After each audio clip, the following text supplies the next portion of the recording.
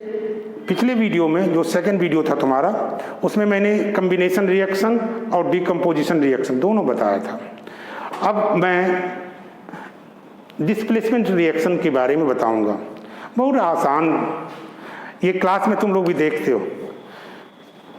इसमें होता क्या है कि डिस्प्लेस कर देना यानी हटा देना, जो कमज़ोर है कमज़ोर को हटा देना। जैसे तुम लोग बैठते हो डेस्क पर, दो बच्चे बैठते हो, कमज़ोर शरीर से कमज़ोर है, आया एक हट्टा कट्टा लड़का है, उठो यहाँ से मैं बैठूंगा, क्या करते हो तुम मजबूरी में हट जाते हो और उसको बैठने देते हो। वही बात केमिकल रिएक्शन में होता है। इसमें एक श्रेणी होती है जो आगे में हम देखेंगे इसको। कुछ एलिमेंट यानी जो तत्व जो ज़्यादा एक्टिव है, रिएक्टिव है, जो ज़्यादा रिएक्टिव होगा वो कम रिएक्टिव को उसके स्थान से हटा देगा। डिस्प्लेसमेंट रिएक्शन में यही होता है। अब देखो, तुम एग्जाम्पल लेते हैं हम अभी इसका। मैंने आपको डिस्प्लेसमेंट रिएक्शन में बताया क्या था कि जो कमज़ोर एलिमेंट है, जो कम रिएक्टिव है, अगर किसी साल्ट में है और कोई स्ट्रॉन्ग एलिमेंट यानी जो ज़्यादा रिएक्टिव एलिमेंट है जब उसके पास आता है तो क्या करता है, कमज़ोर को वहाँ से हटा देता है। देखो, कॉपर सल्फेट एक्वस फॉर्म में है, यहाँ जिंक रॉड, जिंक का रॉड डाल दिया या टुकड़ा डाल दिया, तो क्या करता है कि zinc is more reactive than copper. तब क्या करेगा, जिंक इसको कहेगा हटो यहाँ से, और इसको यहाँ से हटा देता है, ये अलग हो जाता है कॉपर, फिर ये सॉलिड रूप में आ जाता है और ये फिर एक्वस फॉर्म में ये आएगा। उसी तरह से इससे ज़्यादा रिएक्टिव Fe है। देखो, Fe जो है कॉपर को हटा करके फेरस सल्फेट बना लिया, कॉपर फिर अलग हो गया। यहाँ देखो कॉपर क्लोराइड है, लेड है, ये कॉपर यहाँ पर भी अलग हो गया। यानी तीनों जो है इससे ज़्यादा है। कॉपर लेस रिएक्टिव एलिमेंट है, इससे नीचे जो है सिल्वर है, कॉपर से गोल्ड है। आपने देखा होगा कि गोल्ड जो है जल्दी खराब, सिल्वर तो खराब हो जाता है, ब्लैक हो जाता है, लेकिन गोल्ड नहीं होता है क्योंकि वह लिस्ट रिएक्टिव है, बहुत कम रिएक्टिव है, इसलिए उसके रंग में कोई परिवर्तन जल्दी नहीं होता है। ये तो हमारा डिस्प्लेसमेंट रिएक्शन में था। अब डबल डिस्प्लेसमेंट के बारे में हम चलते हैं बेटा। के बाद डबल डिस्प्लेसमेंट रिएक्शन के बारे में, उसमें क्या था कि जो है एक जो है जो ज़्यादा रिएक्टिव एलिमेंट था वो कमज़ोर यानी कम रिएक्टिव एलिमेंट को हटा देता था उसके सॉल्यूशन से, यानी उसके साथ। यहाँ पर चेंज करता, आपस में एक दूसरे चेंज करता है। ये देखो बेटे, ये है इस टेस्ट ट्यूब में मैंने सोडियम सल्फेट सोडियम सल्फेट लिया है और इस टेस्ट ट्यूब में हमने बेरियम क्लोराइड लिया। अब ये बेरियम क्लोराइड इसमें धीरे धीरे मिलाते हैं तो यहाँ पर जो है ये एक थक्का सा जम जाता है, वाइट पीपीटी तैयार हो जाता है। वाइट पीपीटी प्रिसिपिटेट बोलते हैं बेटे, पीपीटी को शॉर्ट में प्रिसिपिटेट बोलते हैं, अवक्षेप, हिंदी में अवक्षेप बोलते हैं। अब क्या हुआ, यहाँ पर देखो कि बेरियम के साथ सल्फेट मिल गया, इसके साथ ये मिल गया और इसके साथ ये मिल गया, लेकिन अपनी वैलेंसी के हिसाब से।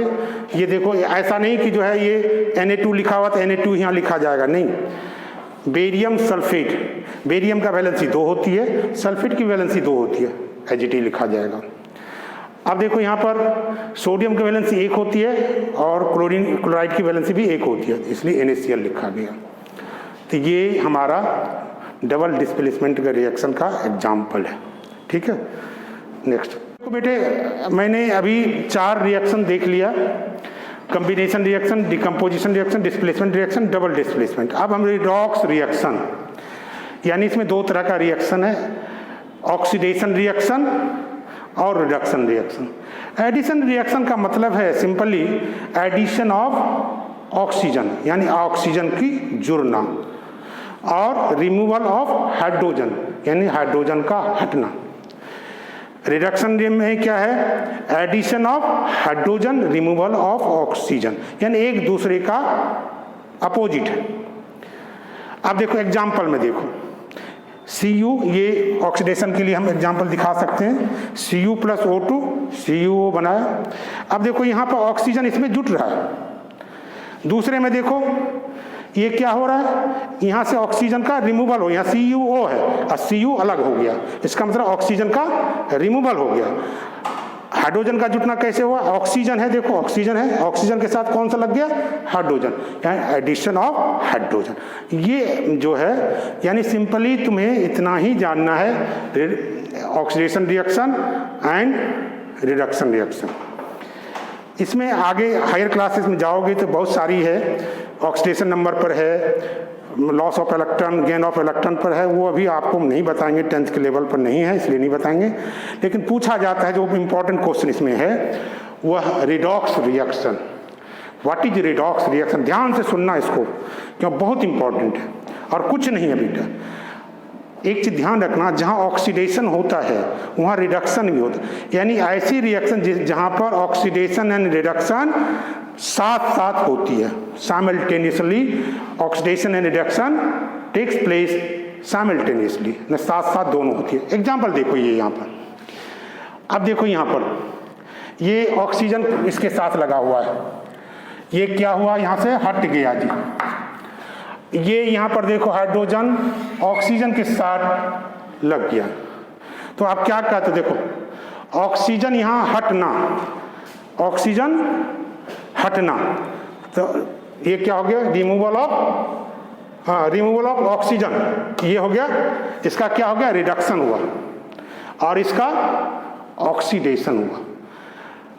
अब जिसका रिडक्शन होगा, जिसका रिडक्शन होगा वह ऑक्सीडाइजिंग एजेंट होगा, ऑक्सीडाइजिंग एजेंट, ऑक्सीडाइजिंग एजेंट, और इसको बोलते हैं रिड्यूसिंग एजेंट। रिड्यूसिंग तुम्हारी बुक में नहीं है लेकिन जानना चाहिए ये, ठीक है। जिसका ऑक्सीकरण होगा, ऑक्सीडेशन का मतलब ऑक्सीकरण, और रिडक्शन का मतलब अवकरण। और तुम्हारे यहाँ पर लिखा जाता है अपचयन और उपचयन। देख लेना टर्मिनोलॉजी हिंदी और अंग्रेजी में। तो खास करके मुझे ये बताना है कि रिडॉक्स रिएक्शन वैसी रिएक्शन जहाँ पर ऑक्सीडेशन एंड रिडक्शन यानी ऑक्सीकरण और अवकरण दोनों साथ साथ होती है। जिसका अवकरण होगा वह ऑक्सीडाइजिंग एजेंट होगा और जिसका ऑक्सीकरण होगा वह आपका रिड्यूसिंग एजेंट होगा। आपके बुक में भी और सारे एग्जाम्पल हैं, आप इस पर और भी एग्जाम्पल कर सकते हैं बेटे। एक बार फिर दोबारा रिडॉक्स रिएक्शन, क्योंकि बहुत इंपॉर्टेंट चीज़ है इसलिए मैं फिर दोबारा तुम्हें समझाना चाह रहा हूँ। अब देखो बेटे, ये वैसी अभिक्रिया जिसमें ऑक्सीडेशन एंड रिडक्शन दोनों साथ साथ होती है। अब इस एक रिएक्शन में एग्जाम्पल लिया है, इसमें दोनों हो रही हैं। अब देखो यहाँ इसके साथ क्या है, ऑक्सीजन लगा हुआ है और यहाँ क्या हुआ, ऑक्सीजन हट गया, तो रिमूवल ऑफ क्या हो गया, ऑक्सीजन, रिमूवल ऑफ, और रिमूवल ऑफ ऑक्सीजन क्या होगा, वो होगा रिडक्शन, क्योंकि एडिशन ऑफ ऑक्सीजन होता है ऑक्सीडेशन, तो ये हो गया रिडक्शन, इसका क्या हो गया, रिडक्शन हुआ। और ये देखो यहाँ पर ये H2 के साथ वो लग गया, तो एडिशन ऑफ ऑक्सीजन, तो एडिशन ऑफ ऑक्सीजन क्या कहेंगे, ऑक्सीकरण यानी ऑक्सीडेशन हुआ है। एक चीज ध्यान रखना, ये तुम्हारी बुक में नहीं है लेकिन फिर भी जान लो, जिसका ऑक्सीडेशन होता है, तो ऑक्सीडेशन किसका हो रहा है, H2 का। किसका ऑक्सीडेशन हो रहा है, H2 का। इसका मतलब ये हो गया रिड्यूसिंग एजेंट, क्या हो गया, रिड्यूसिंग एजेंट। ये हो गया, इसका हो रहा है रिडक्शन, यानी ये हो गया ऑक्सीडाइजिंग एजेंट। एक दूसरे का उल्टा होता है बेटे, इसको बोलते हैं रिड्यूसिंग एजेंट।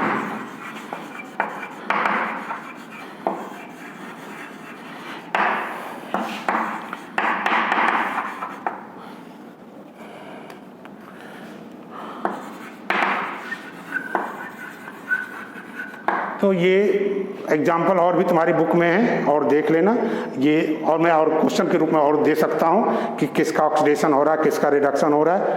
तो ये आपका रिएक्शन खत्म हो गया। अब इस टॉपिक में, इस चैप्टर में 2 चीज़ और बचा है जो मैं बता रहा हूँ, वो है हमारा कोरोजन और रेंसिडिटी।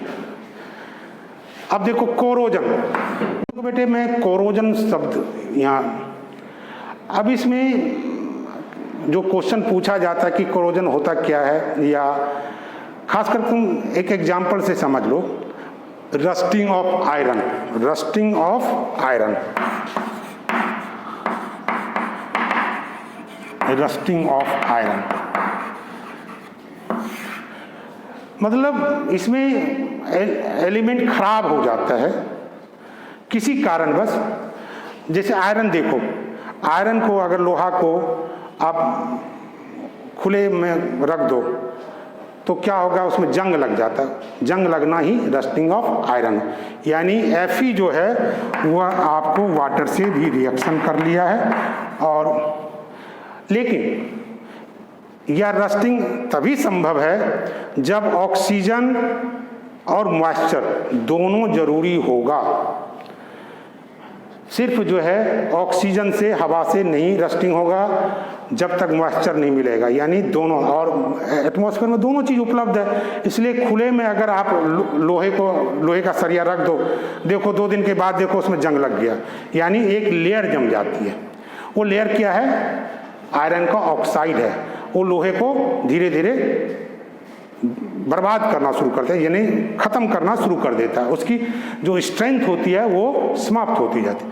इतनी ही जान, इसमें और एक क्वेश्चन पूछा जाता है कि भाई इससे बचने के लिए क्या क्या तुम्हें करना चाहिए, जो हमने छोटी क्लास में भी देखा है कि वायलिंग करके भी कर सकते हैं, लेप चढ़ा करके, पेंटिंग करके हम इसको सुरक्षित कर सकते हैं। ठीक है जी। अब इसके बाद है बेटे एक रेंसिडिटी, रेंसिडिटी। रेंसिडिटी जैसे भोजन को सुरक्षित रखना, कोई भी, अब जैसे अचार है, अब वो, या चिप्स है, अगर मान लो कि ऐसे ही पैक कर दिया जाए तो वो खराब हो जाएगा। तो उसमें उसको बचाने के लिए उसमें कुछ कंपोनेंट डाला जाता है। तो वो हमें, वो अभी थोड़ा सा जानकारी कि उसको, एक मिनट रुकना जैसा, कोरोजन यानी संक्षारण में, मैंने आपने रस्टिंग ऑफ आयरन, आपको अगर कहे कि दूसरा एग्जाम्पल बताओ तो क्या कहो आप, कॉपर भी खराब हो जाता है, सिल्वर भी। अब सिल्वर को देखो, महिलाएं जो है पायल पहनती, पायल देखो कुछ दिन के बाद जो काला पड़ जाता है, इसका मतलब कोरोजन हो गया। कोरोजन का मतलब उस मेटल का ऑक्साइड में फॉर्मेशन, यानी उसके ऊपर एक लेयर चढ़ जाती है जो उसके ऑक्साइड के रूप में। सिल्वर का है, कॉपर भी, कॉपर को भी छोड़ दो कुछ दिन, वह भी ब्लैक हो जाता है, उसका भी कलर जो है चेंज हो जाता है। तो ये आप एग्जाम्पल और भी बता सकते हैं। अब चलते हैं रेंसिडिटी। रेंसिडिटी में क्या होता है बेटे, स्पॉइलेज ऑफ फूड, यानी भोजन बर्बाद होना, खराब होना, यानी उसका टेस्ट बिगड़ जाना या स्मेल आने लगना, इस तरह की होती है। अब देखिए इसमें आप देखा होगा चिप्स के पैकेट में नाइट्रोजन गैस भरी जाती है, क्यों, चिप्स खराब हो जाएगा, इसलिए उसमें जो है इसको, उसकी स्मेल को अमानत रहे, यानी स्मेल ना खराब हो, इसलिए उसमें ये अचार बचाने के लिए भी ऑयल रखा जाता है, भोजन को खराब होने के लिए फ्रीज में रखा जाता है। ये हमें रेंसिडिटी से बचने के लिए हम लोग करते हैं। ठीक है, तो ये चैप्टर 1 क्लोज हो गया, यानी समाप्त हो गया बेटे। जो नेक्स्ट वीडियो हम जो तैयार करेंगे उसमें आपको हम क्वेश्चन देंगे 10-15 जो इम्पोर्टेंट क्वेश्चन होगा, और उस क्वेश्चन को सभी बच्चों को करना अनिवार्य